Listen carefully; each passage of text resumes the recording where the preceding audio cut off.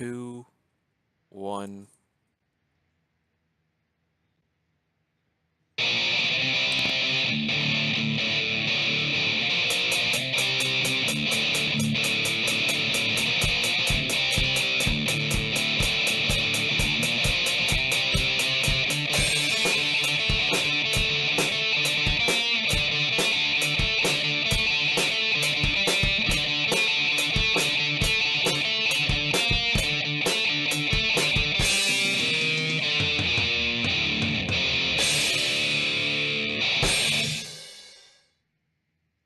All right, welcome to the second review of the evening and the final one for this session as we present Arkaia, the Enigmatic Isle. So, this is a first-person point-and-click puzzle game in the style of Myst. Very in the style of Myst. Mm-hmm. Yes. I think if it was any more in the style of Myst, they'd be looking at copyright claims. That's not an unfair assessment. I suppose one of the differentials here is Arkaia is much shorter. Granted, it's. I'll change that. It's not like Myst. It's like a demo for Myst. Yeah, I mean, granted, Myst can be completed pretty quickly if you know all the solutions and stuff. Like a lot of adventure games, this one is just short.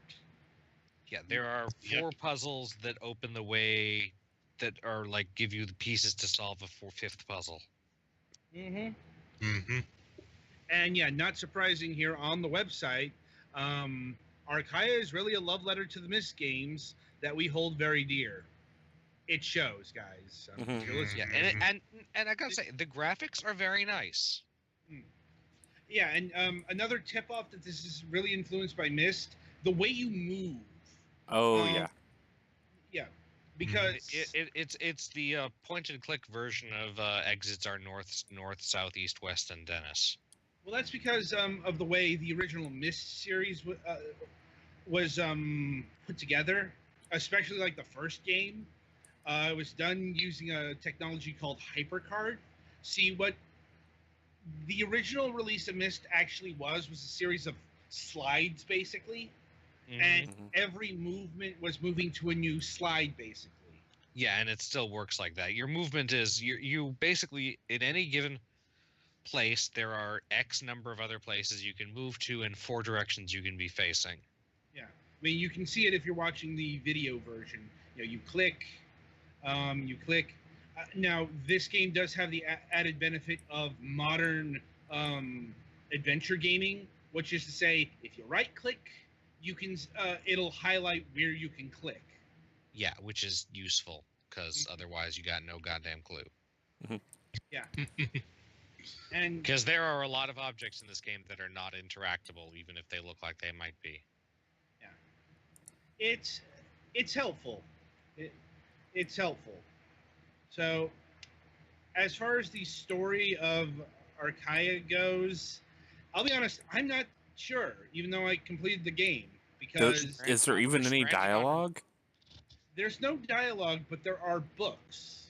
Yeah, you're stranded on an enigmatic island. You have to go place. Yeah. The books will tell you about the lore if you can decipher the fucking handwriting. Yeah. Sorry, guys. I couldn't parse anything. Yeah, it was. I mean, it makes sense in character. It was handwritten by someone else who was presumably stranded on the island. But, yeah. Can we not? Right? It was like if you find one of the books, show the handwriting. In fact, you already did a little, but yeah. Well, hit the I button. That will open up your inventory. I don't have anything in there. No. You missed the first book. Yeah, you missed the first book. Like, that's on the starting beach. Yeah, it was in the ground right before, like at the first. It was on screen at the beginning of the game. Yeah. And I'm going back for it. I think you have to get that one to trigger a flag anyway. Yeah. It's one of the books. But yeah, you can see it's moving very Mist-like. It looks like Mist in the jungle. Like, I'll note Mist was less foresty than this. At least the first one was. Mm-hmm. Like, can't really speak on the sequels because I never really played a Mist game outside of the first one. Although we will be covering the Mist series this Wednesday because we literally had nothing better. Unless something else happens. Oh, Jesus Christ. What? Oh, the first fucking book, I think, has handwriting. The first book has the worst handwriting out of all of them, I think. But It does. All right, but yeah, look at this. Yeah. I'm yeah, pretty the sure my they would have failed my paper outright in school for this.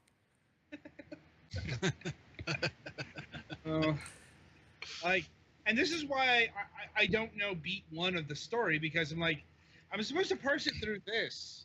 I'm like, Yeah. that wasn't happening. From what I got, it was like I have no clue who you're supposed to be, but you're basically following the directions of a guy who was stranded on the island with some other people, and that was pretty much it. Yeah. It's also worth noting that so what we have here in the present with this recording is actually the first chapter of this game. Now you might be wondering why we're reviewing this now as opposed to waiting for the entire thing to get released or whatever. Well, here's the thing: we don't know if there's going to be more of this. I'll be honest, I don't know. Like, it says on the website, like, it's in active development, but there's no like timetable. There's no indicator of chapter 2 is coming X, chapter 3 is coming Y, and so on and so forth. Also, like, first chapter, it's not even that long of a chapter. No, It's I'm not. like, there are literally 4 puzzles in this game. Mm-hmm. And how long that takes you is, well, dependent on if you either try to solve the puzzles or you act like a normal human being and go watch the walkthrough. The walkthrough by is what, 15? Yeah, there's a full game walkthrough on YouTube that's 14 minutes and 33 seconds long. Yep. And it'll show you all the puzzles, and the puzzles are done in the style of Myst, which is to say, most of them are relying on logic more than There's puzzle- a bucket balancing puzzle, a knob turning puzzle, a putting things and a couple of putting things in slots puzzles. Right. When you think of adventure game puzzles, you think of inventory item acts as key puzzle. The Myst series doesn't really operate on that, and something that's following in the wake of Myst isn't going to do that either. Not too much. It does have some inventory puzzles, but they were probably the easiest puzzles of the game. And none of these puzzles are too difficult. Especially if you do take your time and the solutions are there. It's not hard to find because they're in the books and they're one of the only things you can take. Mm-hmm. Like, let's see, the music.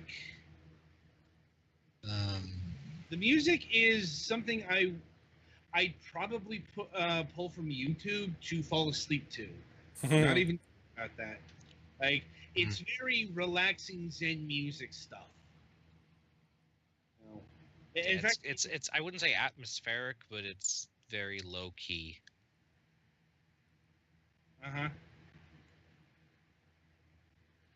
And yeah, the honest truth is that's about it here. Like, I suppose we could dig a little deeper and talk about how the puzzles operate, but that would just go into straight spoiler territory. Yeah. And we're not gonna spoil all the puzzles for you, even though like even in the time of this short review, we probably could have done half of them if we knew exactly where they were to start with. Yeah, like I'm just kind of fumbling about because I don't really know what I'm doing. It's basically like if you go straight ahead when you get on the island, there's a door, and then there are 4 puzzles you have to do to get into the door. Yep. Mhm. And then that's the end of the game. Mm-hmm. Well, Which is yeah, like, it seems like that's when the rest of the game would be, but there isn't a rest yet. Yeah, there could be like that's another thing. I'm not sure if they're going to release this as updates to the game or if it's going to be like DLC. I guess we can talk about pricing. Yeah, it's like I was about to get to that. All right. The thing that makes this worthwhile is the price. It's coming in at $2. Which is a fine price for like 15 minutes of a puzzle. I mean, it's more than that if you're not. I would recommend against this game if you only like puzzles when you know the solutions in advance. Yeah, I mean, these aren't even super hard puzzles. yeah, And like I said, the game actually gives you the answers. The real trick is finding them. yeah.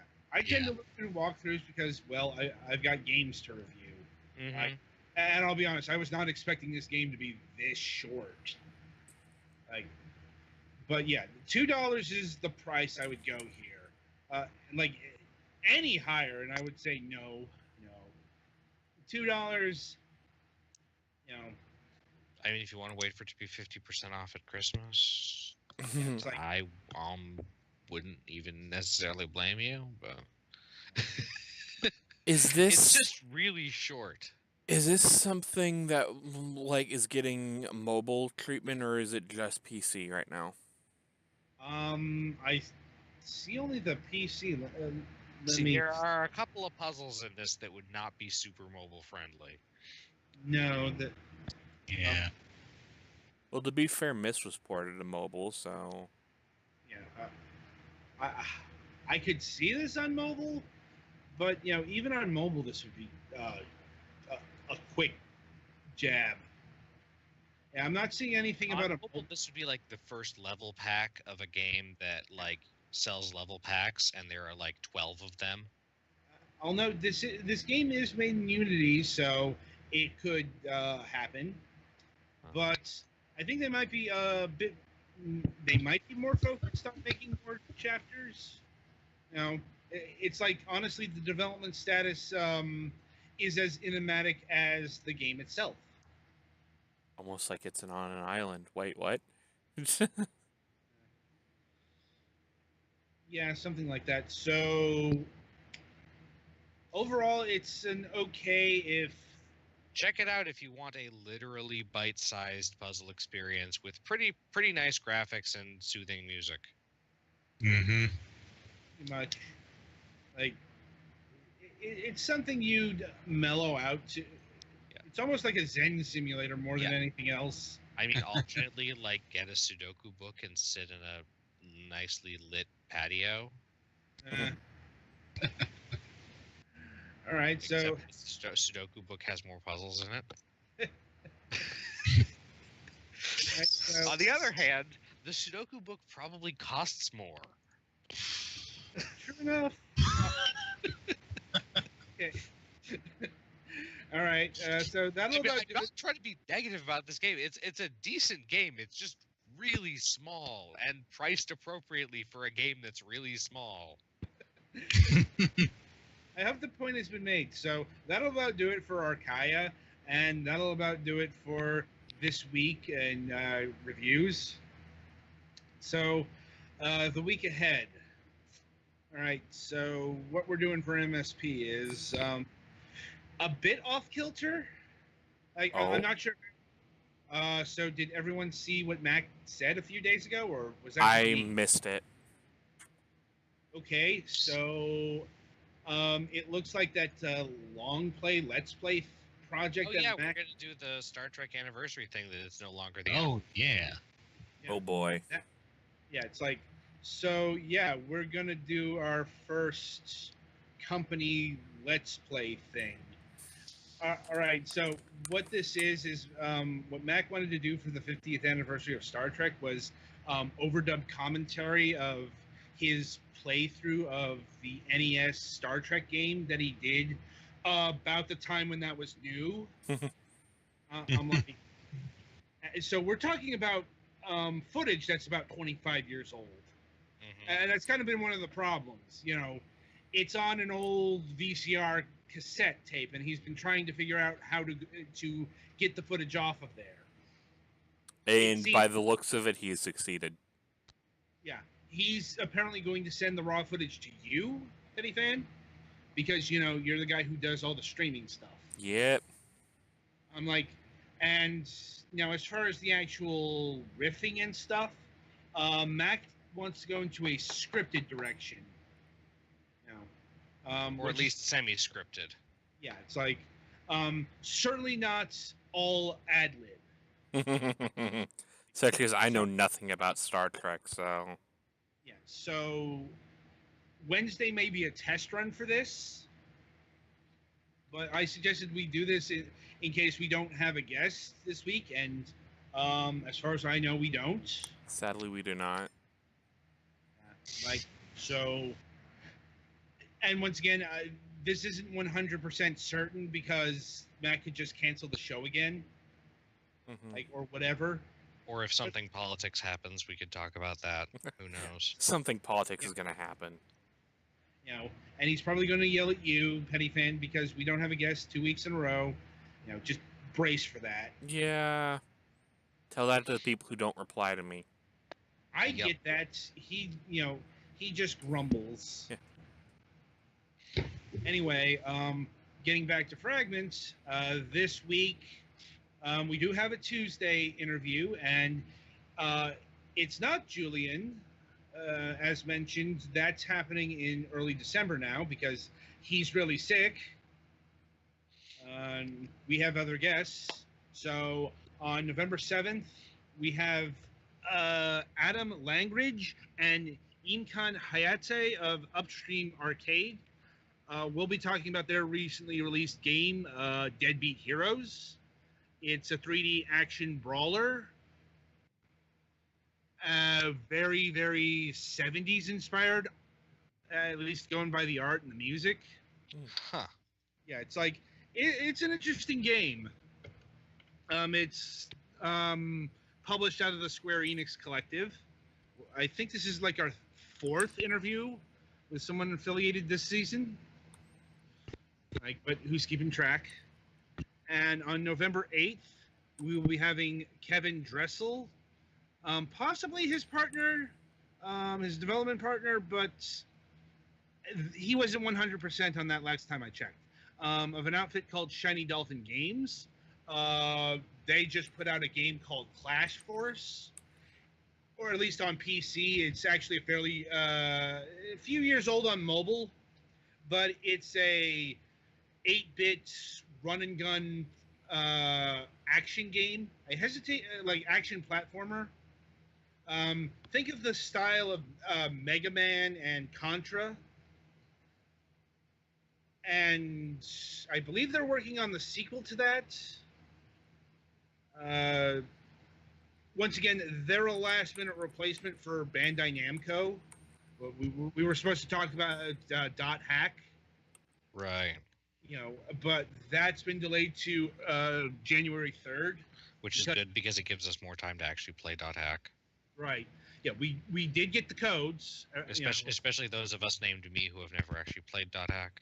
Yeah, I'm like, we do have Dot Hack GU last free code. I think Petty Fan's already put some time in that. Yep. Thank you, cheat mode. Yeah. Current plan for the review is November 29th. Which is the Sunday after Thanksgiving. Now, that should be enough time for at least Petty Fan to get through the game. Yeah. Especially, you know, we will have a week where there's no show outside of. We do have a show to do Sunday the 19th because, as I said, this is the busy season. We have games to review. You know, it's been pretty full up until December. Yeah, and we're also getting to the season where family obligations start happening. Yeah. So, and we usually take off for Thanksgiving and Christmas anyway. So, anyway, reviews this week. As you might discern, we're going to be reviewing Deadbeat Heroes. We're going to be reviewing Clash Force, the games we are doing interviews for. And we're also doing a review of Cine Mora EX. Is that how you pronounce that? Sinmoria. Yeah, I think it's Not Cine Moria. Mora. It looks like Latin. Yeah, it could be Greek. Like, I'm pretty sure Cine is Latin for without. possibly, but yeah, if we've got 3 game reviews, that should tell you that we've got some short games like Clash Force. Geez, I think I put 3. I got 3 hours into it, and that's basically playing the whole game on both modes. Technically, I haven't beaten it, but that's because the game kind of falls apart in the end game. More on that in the actual review. Deadbeat Heroes is likewise really short. Maybe not in terms of content, but the actual levels are not very long. Like it almost feels like it was developed for the 3DS. You know, so, and Cine Mora is a shmup, so those by design aren't very long. So, a lot of shorter action games this week. Okay, well that'll be fun. Yes. Yes. At least it's not like 3 visual novels. No. I don't think I would ever do that. Like, just maybe if they were as short as the last one we did, even then. Yeah. You know. But with that in mind, be sure to tune in on Tuesday. And until then, I wish you good gaming.